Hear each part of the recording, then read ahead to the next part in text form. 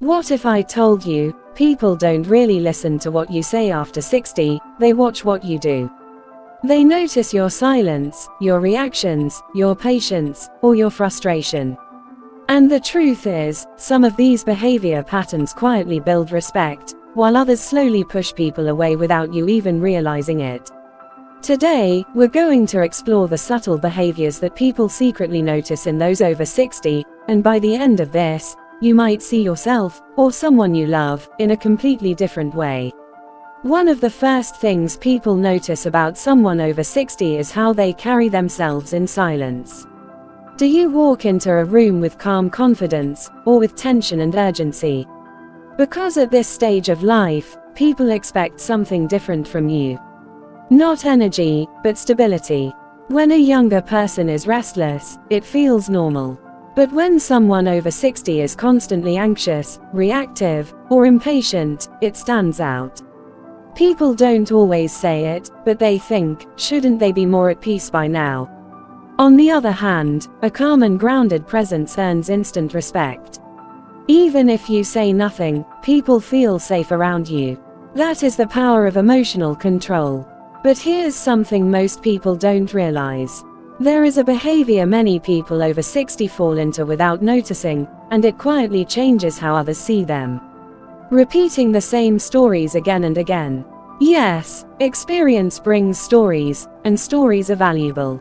But when the same story is told over and over, people begin to disconnect. At first, they smile. Then they tolerate it, and eventually, they stop listening. Not because your story isn't meaningful, but because repetition removes its impact. The deeper issue isn't memory, it's connection. When you repeat stories without reading the room, it shows you are talking at people, not with them. And people feel that. Those who stay socially sharp after 60 do something different. They observe, they adapt, they listen more than they speak. And when they finally speak, people actually pay attention. Another subtle but powerful thing people notice is your attitude toward technology. No one expects you to be an expert, but they do notice your mindset. Do you say, I'm too old for this, or, I can't learn this? Or do you try, even if it's difficult? Because it's not about skill, it's about willingness. Someone over 60 who stays curious and open to learning is deeply admired. But someone who rejects everything new is often seen as stuck in the past. And once people see you that way, they slowly stop including you. Not on purpose, but naturally. So ask yourself, are you still growing, or are you slowly stepping away from the world? Now let's talk about a behavior that damages relationships faster than almost anything else. Constant criticism. After 60, many people feel they have seen enough of life to judge everything. And sometimes, that turns into statements like, the world is worse now, or people today have no values. Even if some of it is true, constant negativity pushes people away. Especially younger generations. They don't want to feel judged all the time. They want understanding. The people who are respected the most after 60 don't constantly complain. They guide, they share wisdom, but they don't become bitter.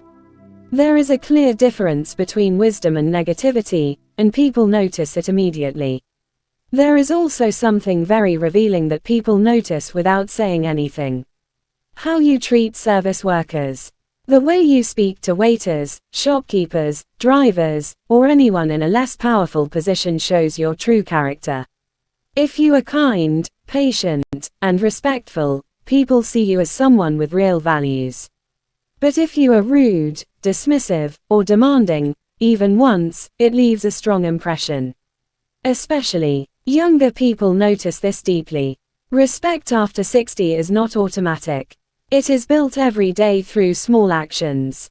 Now here's something surprising. A behavior that seems positive but can actually create distance.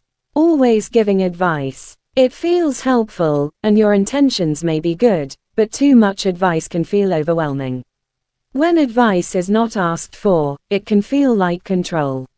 When you constantly guide, correct, or suggest, people begin to feel judged. And slowly, they stop sharing things with you. The people who maintain strong relationships understand this. They don't rush to advise. They listen first. And when they do speak, they do it gently. Because sometimes people don't need solutions, they just need to feel heard.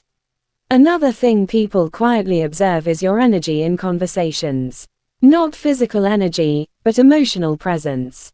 Do you show genuine interest when others speak? Do you ask questions, smile, and engage? Or do you seem distracted and uninterested?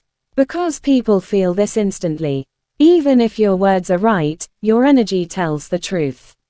People are naturally drawn to those who make them feel seen and valued, no matter their age.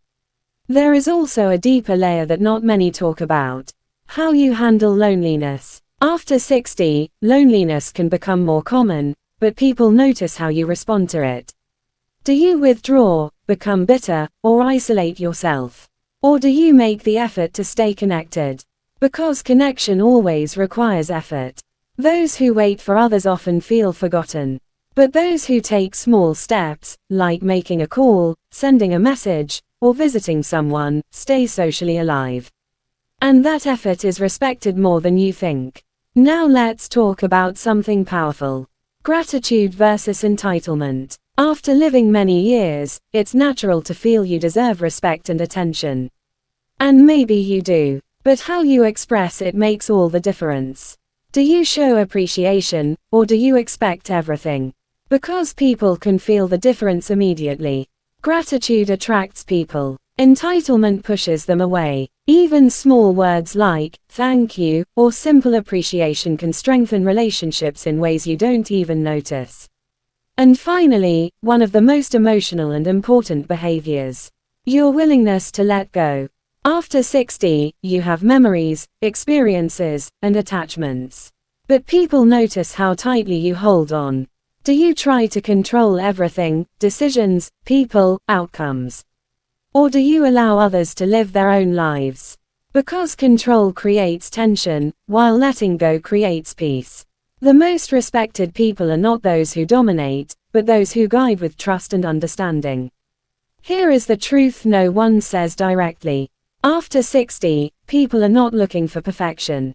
They are looking for presence. They notice your peace, your kindness, your emotional strength. Every small reaction, every word, every behavior becomes part of how people remember you.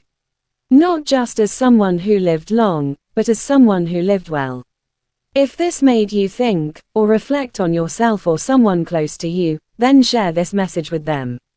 And if you want more deep, powerful content like this that can truly change how you see life, make sure you subscribe to this channel and turn on the notification bell, because the next video might be exactly what you need to hear at the right time. And now tell me in the comments, which behavior do you think matters the most, because sometimes, awareness is the first step to a better life.